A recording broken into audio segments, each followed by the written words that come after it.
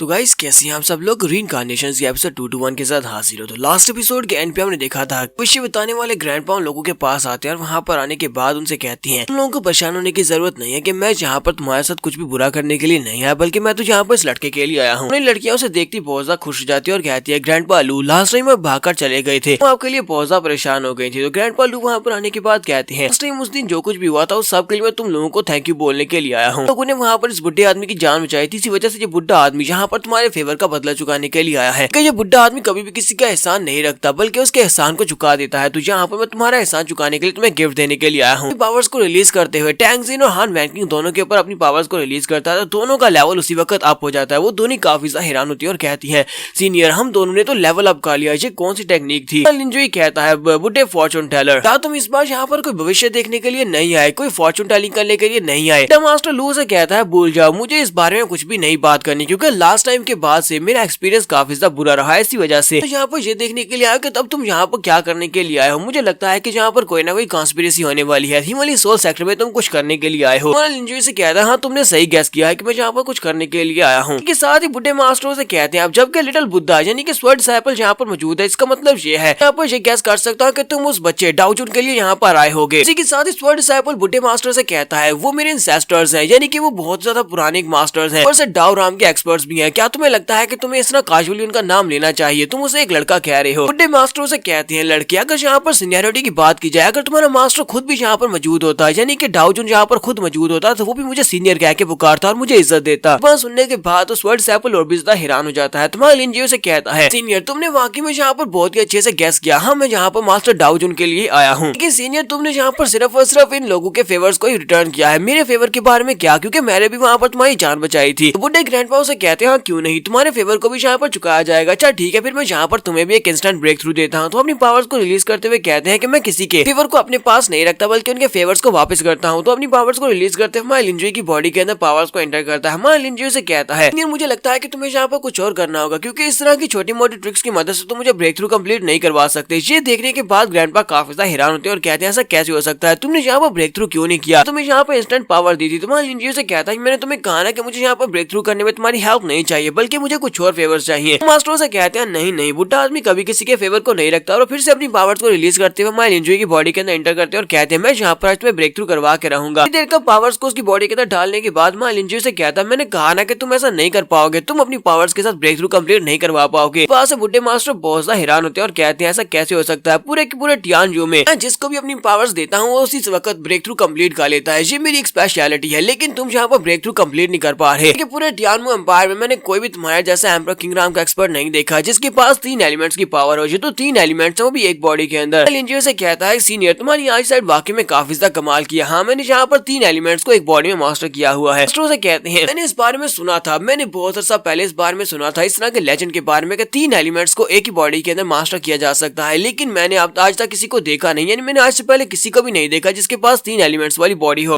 लिंजियो से कहता है कि सीनियर तुम यहाँ पर मुझे जिस तरह चाहे वैसे ट्रीट कर सकते हो लेकिन तुम्हें उस फेवर को भूलना नहीं है जो फेवर तुम्हें मुझे देना है। लिंजियो से कहता है क्योंकि तुम यहाँ पर किसी के फेवर को नहीं रखते तो तुम्हें यहाँ पर मुझे फेवर देना होगा। उसकी बात सुनने के बाद सोच रहे होते हैं ये लड़का यहाँ पर कह रहा है कि इसे यहाँ पर अपने फेवर चाहिए, जबकि मैंने यहाँ पर जितनी पावर्स के ऊपर रिलीज करके वेस्ट कर दिया, इतनी पावर्स के साथ में तकरीबन 12 ऐसे एम्परर किंगराम के एक्सपर्ट्स को अगले लेवल में ब्रेक थ्रू कंप्लीट करवा सकता था, यानी कि वो सारी की सारी एनर्जी इस लड़के के ऊपर वेस्ट हो गई है और ये कह रहा है कि इसे अभी भी यहाँ पर उसका फेवर चाहिए। मास्टर उसे कहते हैं बस ठीक है अब सारा मजा खराब हो गया, मुझे और ज्यादा नहीं खेलना, मैं जा रहा हूँ, मुझे मीटिंग में जाना है। तो वो वहाँ पर से चले जाते हैं। तुम्हारा लिंजो कहता है बुढ़े मास्टर यहाँ से जा रहे हैं, अच्छा ठीक है बाय। जब वो वहाँ चले जाते हैं उसके चले जाने के बाद हान वैंकिंग आगे बढ़ते हैं। हमारे लिंजो से कहती है यंग मास्टर सीनियर मास्टर की कल्टीवेशन लेवल क्या हो सकती है जिसकी वजह से यहाँ पर हमें इंस्टेंट ब्रेक थ्रू देकर गए हैं। लिंजो से कहता है कि ये बुढ़ा मास्टर इस वक्त डाउराम के 8th लेवल पर है। ये बात सुनते ही वो सभी लोग बहुत ज्यादा हैरान होते हैं, उन्हें झटका लगता है। वो लोग कहते हैं ऐसा कैसे हो सकता है। लिटिल बुद्धा कहता है पूरा टियानमो में सिर्फ और सिर्फ 2 ही लोग हैं जो कि इस वक्त डाउराम के 8th लेवल पर हैं। तो एम्परर बाइलू है जो कि डाउराम के 8th लेवल पर है और दूसरा एम्परर टियानजैन है। ऐसा दुनिया किसी एम्परर टियानजैन है। तुम्हारे लिंजियो से कहता है तुमने बिल्कुल ठीक गैस किया है, यही एम्परर टियानजैन है, लेकिन ये बाकी के एम्परर्स की तरह बिल्कुल भी नहीं है, डाउ मास्टर्स की तरह बिल्कुल भी नहीं है। तो ये यहाँ पर नहीं होते, पूरे टियानमो का बैलेंस बिगड़ चुका होता है। इन्होंने पूरे के पूरे टियानमो का बैलेंस बनाकर रखा हुआ है, बाकी के सभी को बुरा काम नहीं करने देते। इस वक्त मास्टर टियानजैन इस यूनिवर्स के सेंटर में जा रहे हैं जहाँ पर डाउ मास्टर्स की मीटिंग होने वाली है और बहुत ही जल्दी जूजू डाउ मास्टर भी यहाँ से जाने वाले हैं। उनके जाते ही यहाँ पर एक्शन लेना होगा क्योंकि उसी वक्त वुडा यहाँ पर एक्टिवेट होने वाला है। तो थोड़ी देर के बाद 2 घंटे के बाद का सीन दिखाते हैं जहाँ पर मास्टर जूजो अपने डिसाइपल से कहते हैं हमारे मास्टर को टाउस मीटिंग में जाना होगा, किसी को भी यहाँ पर आने मत देना क्योंकि ये माउंटेन अब तुम्हारी जिम्मेदारी है, तुम्हें इसकी रक्षा करनी होगी। तो वो से कहता है ठीक मास्टर, आपको बिल्कुल परेशान होने की जरूरत नहीं है, आपका स्टूडेंट यहाँ पर ध्यान रखेगा और किसी को भी यहाँ पर आने नहीं देगा। तो इसी के साथ ही मास्टर जूजो वहाँ से निकल जाते हैं और जाते हुए सोच रहे होते हैं एम्परर शी इस वक्त दाओराम के पहले लेवल पर है, यानी कि ये काफी ज्यादा स्ट्रॉन्ग है, उस लिनजुई से तो ज्यादा स्ट्रॉन्ग है। अभी तक ये उस लिनजुई को ढूंढ क्यों नहीं पाया, कहीं ऐसा तो नहीं है कि ये लड़का यहाँ पर मुझसे कोई बात छुपा रहा है। फिर साथ ही वो कहता है वो बुढ़ा ghost Dao master Kang John वो भी लिनजुई को नहीं ढूंढ पाया, तो मैं यहाँ पर कुछ ज्यादा ही सोच रहा हूँ आए मेरा स्टूडेंट मुझे यहाँ पर धोखा क्यों देगा और वो यहाँ पर कोई बात मुझसे क्यों छुपाएगा। दूसरी तरफ एम्परर शी सोच रहा होता है टाओ मास्टर बहुत ही जल्दी वो लड़का लिनजुई यहाँ पर माउंटेन के ऊपर पहुंचने वाला है, एक बार वो लड़का सबूत लेकर यहाँ पर आ जाए उसके बाद देखना मैं तुम्हारा क्या करता हूँ। तो टाओ मास्टर जैसे वहाँ पर से एरिया से काफी बाहर चले जाते हैं, मीटिंग के लिए यहाँ से निकल जाते हैं, कहीं से बाहर चले जाते हैं। उस वक्त लिंग वुडा को महसूस होता है, वो कहता है जूजो डाओ मास्टर की डिवाइन सेंस खत्म हो चुकी है, इसका मतलब यह है कि वो यूनिवर्स से बाहर जा चुका है, यहाँ पर मेरे पावर्स को रिलीज करने का वक्त आ चुका है। मैं यहाँ पर ब्रेक थ्रू कंप्लीट करता हूँ और उसके बाद देखना मैं सभी का क्या करूंगा जो कि पूरी रात यहाँ पर मेरे पर अटैक करते रहे हैं। पर बैठे बैठे अपनी पावर्स को रिलीज करता है और अपनी पावर्स को रिलीज करते हुए ब्रेक थ्रू कंप्लीट करता है। इसी के साथ जबरदस्त प्रेशर निकलता है बाहर से, डिसाइपल जो उसके ऊपर अटैक कर रहे थे वो सभी लोग प्रेशर को महसूस करते हुए पीछे की तरफ हटते हैं। सभी लोग कहते हैं ऐसा कैसे हो सकता है, मास्टर लिंग वुडा ने यहाँ पर ब्रेक थ्रू कर लिया है, उनकी ब्रेथ तो बहुत ज्यादा टेरिबल है, यानी कि उन्होंने दाओराम में ब्रेक थ्रू किया है, हम लोग यहाँ पर क्या करेंगे। लेकिन मास्टर लिंग वुडा ब्रेक थ्रू करने के बावजूद भी उनके मुंह से ब्लड निकल रहा था क्योंकि ये लोग पूरी रात यहाँ पर उसके ऊपर अटैक करते रहे। वो कहते हैं सभी कमीने पूरी रात यहाँ पर मेरे पर अटैक करते रहे जिसकी वजह से मैंने ब्रेक थ्रू तो कर लिया लेकिन बहुत ही डेंजरस सिचुएशन में मैं ब्रेक थ्रू कंप्लीट किया है जिसकी वजह से मैं खुद भी जख्मी हूँ कि मेरी की यहाँ पर काफी बुरी तरह से डैमेज हुई है, लेकिन इसके बावजूद मैं तुम सभी लोगों को सिर्फ और सिर्फ एक ही झुटकी बजाकर मार सकता हूँ क्योंकि मैं प्रूविंग दाओराम है और तुम सभी लोग बहुत ज्यादा कमजोर हो। इसके साथ ही उठकर खड़े हो जाते हैं, पावर्स को रिलीज करते हैं और कहते हैं तुम सभी लोग यहाँ पर मेरे हाथों से मरने वाले हो, तुम सभी लोग मरोगे। पावर्स को रिलीज करते हुए उनके ऊपर अटैक करने के लिए आगे बढ़ने लगे हैं। साथ ही वो अपनी पावर्स को रिलीज करते हैं तो उनके माथे के ऊपर से उनका एक छोटा अवतार बाहर निकलता है क्योंकि उनके डिवाइन सेंस होती है। तो उनकी डिवाइन सेंस वहां पर से बाहर निकलने के बाद अपनी पावर्स को रिलीज करते हुए सामने सभी स्टूडेंट्स के ऊपर अटैक करती है। स्टूडेंट्स के अटैक के साथ हिट हो रहे होते हैं और कहते हैं ये क्या है, ये क्या है, ये कोई डिवाइन सेंस अटैक है, हमें जल्दी से जल्दी यहाँ से निकलना होगा। इनका डिवाइन सेंस अटैक इतना ज्यादा पावरफुल कैसे हो सकता है। इसी वक्त तुम्हारा लिनजुई लड़कियों से कहता है लड़कियों चलो वक्त आ चुका है, अब हमारे काम करने का वक्त है। वो दोनों ही तीनों ही जहाँ पर से जंप करते हुए आगे की तरफ बढ़ते हैं।